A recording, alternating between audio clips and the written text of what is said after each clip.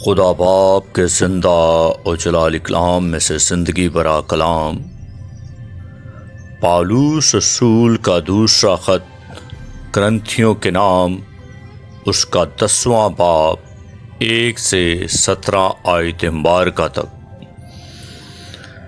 میں پالوس جو تمہارے روبرو عاجز اور پیٹھ پیچھے تم پر دلیر ہوں، مسیح کا حلم اور نرمی یاد دلا کر خود تم سے التماس کرتا ہوں، بلکہ منت کرتا ہوں کہ مجھے حاضر ہو کر اس بے باکی کے ساتھ دلیر نہ ہونا پڑے جس سے میں بعض لوگوں پر دلیر ہونے کا قصد رکھتا ہوں، جو ہمیں یوں سمجھتے ہیں کہ ہم جسم کے مطابق زندگی گزارتے ہیں، کیونکہ ہم اگرچہ جسم میں زندگی گزارتے ہیں مگر جسم کے طور پر لڑتے نہیں، اس لیے کہ ہماری لڑائی کے ہتھیار جسمانی نہیں بلکہ خدا کے نزدیک قلعوں کو ڈھا دینے کے قابل ہیں۔ چنانچہ ہم تصورات اور ہر ایک اونچی چیز کو جو خدا کے پہچان کے برخلاف سر اٹھائے ہوئے ہے ڈھا دیتے ہیں، اور ہر ایک خیال کو قید کر کے مسیح کا فرما بردار بنا دیتے ہیں، اور ہم تیار ہیں کہ جب تمہاری فرما برداری پوری ہو تو ہر طرح کی نافرمانی کا بدلہ لیں۔ تم تو ان چیزوں پر نظر کرتے ہو جو آنکھوں کے سامنے ہیں۔ اگر کسی کو اپنے آپ پر بھروسہ ہے کہ وہ مسیح کا ہے تو اپنے دل میں یہ بھی سوچ لے کہ جیسے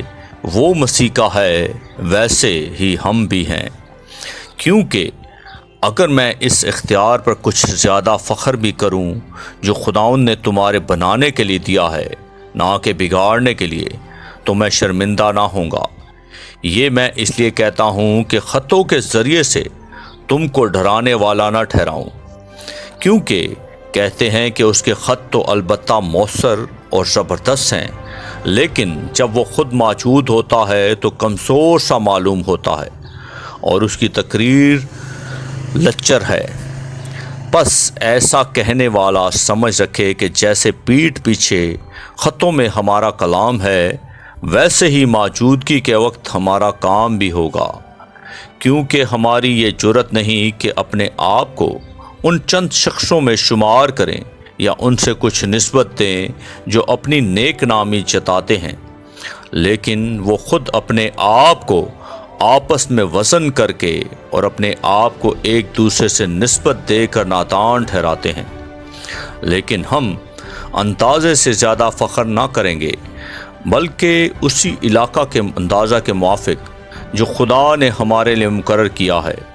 جس میں تم بھی آ گئے ہو، کیونکہ ہم اپنے آپ کو حد سے زیادہ نہیں بڑھاتے جیسا کہ تم تک نہ پہنچنے کی صورت میں ہوتا، بلکہ ہم مسیح کی خوشخبری دیتے ہوئے تم تک پہنچ گئے تھے، اور ہم اندازے سے زیادہ یعنی اوروں کی محنتوں پر فخر نہیں کرتے،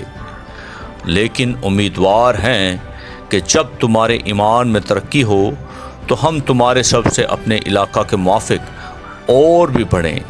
تاکہ تمہاری سرحد سے بھی پرے خوشخبری پہنچا دیں، نہ کہ غیر کے علاقہ میں بنی بنائی چیزوں پر فخر کریں۔ غرض جو فخر کرے وہ خداوند پر فخر کرے، کیونکہ جو اپنی نیک نامی جتاتا ہے وہ مقبول نہیں، بلکہ جس کو خداوند نیک نام ٹھہراتا ہے وہی مقبول ہے۔ آمین۔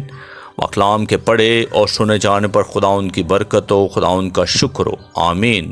اس زندہ اور جلالی کلام کو زیادہ سے زیادہ شیئر کریں تاکہ لوگ سن کر برکت پائیں۔ آمین۔